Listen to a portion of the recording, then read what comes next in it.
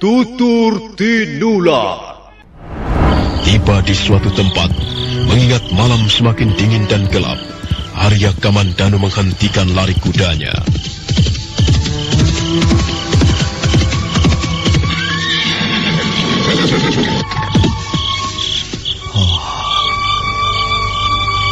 Malam semakin gelap dan dingin. Kasihan bayiku kalau harus kubawa berkuda terus-menerus. Aku harus mencari tempat istirahat. Di sana nampak ada sebuah gua. Kukira cukup untuk beristirahat barang semalam saja. Besok pagi-pagi benar, baru kulanjutkan perjalananku menuju kaki Gunung Arjuna. Ya, akan kubawa bayiku beristirahat di sana. Mudah-mudahan gua itu cukup nyaman buat anakku. Mari nak, kita istirahat di dalam gua itu. Jangan takut, ya. Ayah akan mengelonimu semalaman. Besok pagi, baru kita lanjutkan perjalanan kita. Kau mau kan istirahat di dalam gua? Ya, ayahmu sekarang bukan lagi seorang panglima perang Majapahit. Sebab itu kita tidak lagi tinggal di istana. Lebih baik kita menjadi rakyat biasa saja.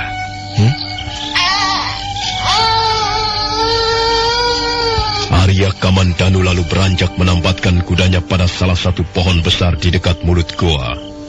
Bayi merah semakin erat di dekapnya. Kemudian dia mulai memasuki mulut goa. Keadaan sekeliling hening dan sepi. Mulut goa seakan tersenyum menyambut kedatangan Kamandanu dan bayinya. Kiranya gua bersih dan nyaman buat istirahat. Aku akan menumpuk rerumputan kering untuk alas tidur di lantai gua ini. Tenanglah nak, sabar dulu ya. Ayah akan membabati rerumputan kering ini untuk alas tidur kita. Kau tentu suka tidur di atas rerumputan kering. Dulu ayahmu juga begitu. Tidak pernah tidur di tempat yang nyaman. Selalu di tempat-tempat seperti ini. Tidak apa. Ini adalah karunia Sang Hyang Widi. Kita patut mensyukurinya.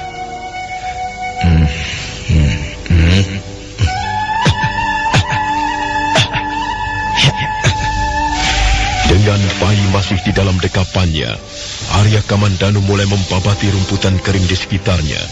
Lalu ditumpuknya berbentuk sebuah ranjang. Tak lama setelah itu ranjang alam itu pun selesai sudah. Di atas rumputan kering dan semak belukar itu, Arya Kamandanu menebarkan sehelai kain lebar dan panjang. Jadilah ranjang untuk beristirahat malam. Nah, sudah selesai. Kau bisa tidur nyenyak di atas ranjang buatan ayahmu. Nah, tidurlah nak. Mimpikanlah ibumu, ya. Nah, nyaman bukan tidur di sini? Bayinya seakan tahu dan merasakan tempat tidur bikinan ayahnya. Dia menggeliat-geliat senang dan nyaman. Kamandanu merasa terhibur melihat anaknya. Lalu dikecupnya keningnya, pipinya, kiri dan kanan. Kemudian dia merebahkan dirinya di samping bayinya itu. Didekapnya dengan hangat dan penuh kasih. Tak lama kemudian sang bayi pun pulas tertidur. Arya Kamandanu tersenyum bahagia mengeloni putranya. Muni? Kaukah itu Muni? Muni? Siapa Muni? Kaukah itu yang berdiri di mulut gua ini? Muni? Sakamuni. Arya Kamandanu tergugah. Di mulut gua nampak sebuah bayangan datang menghampiri. Arya Kamandanu tergagap. Tubuhnya serasa kaku tak bisa bergerak. Diikutinya bayangan itu dengan sorot matanya yang bingung. Bayangan melayang perlahan dan ringan. Muni. Sakamuni. Kau. Bayangan itu seolah tak hirau akan kehadiran Arya Kamandanu. Dia terus menghampiri ringan sekali. Tiba di sisi pembaringan, bayangan itu nampak tersenyum pada bayi yang tengah tertidur pulas. Pelan-pelan bayangan itu menunduk dan berlutut di sisi bayi. Lalu dikecupnya bayi itu dengan penuh kasih seorang ibu. Dia ingin membopongnya, Tapi itu tak mungkin. Yang bisa dia lakukan hanyalah mempelai wajah sang bayi. Arya Kamandanu melihat jelas bayangan di dekatnya ini. Wuni, Sakawuni, ini anakmu, anak kita. Jangan kau ganggu dia. Jangan ganggu tidur nyenyaknya, Wuni. Kakak, tidak bolehkah aku membelainya? Tidak bolehkah aku menciumnya? Bukankah ini anak kita, kakak? Anakku, juga anakmu. Oh, Wuni. Wuni. Aku mencintainya, kakak. Mencintainya lebih dari segala apapun juga. Aku juga mencintaimu lebih dari segala apapun juga. Aku ingin selalu bersamamu, kakak. Bersamamu, juga bersama anak kita. Kau tidak keberatan, bukan? Wuni, apakah kau tidak tenang di alam sana? Mengapa kau masih saja ingin... Oh, kakak. Mengapa kau keberatan aku mengikutimu? Mengikuti anak kita. Aku sungguh cinta padamu. Cinta pada anak kita. Oh, sampai hati benar kau berkata begitu, kakak. Oh. Tidak, bukan begitu, Wuni. Aku ingin kau tenang-tenang saja di sana.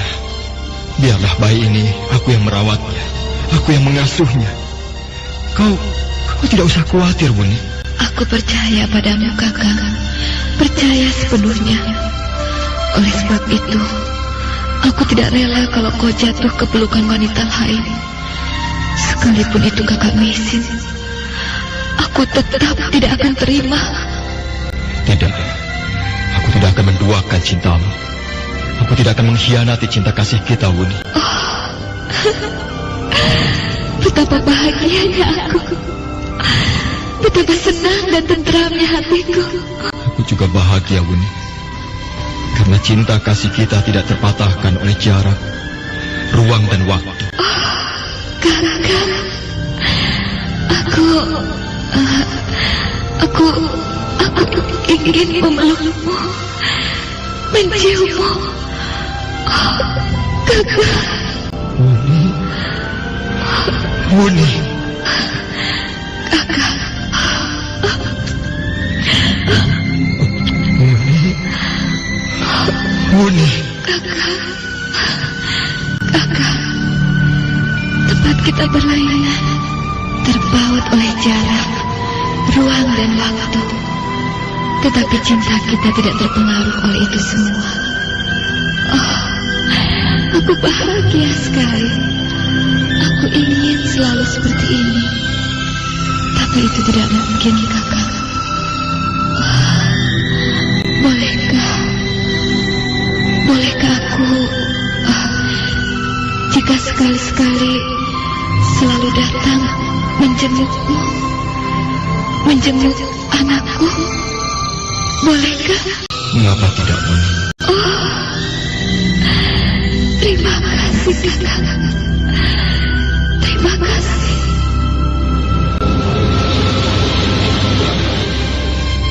Wuni? Sakawuni?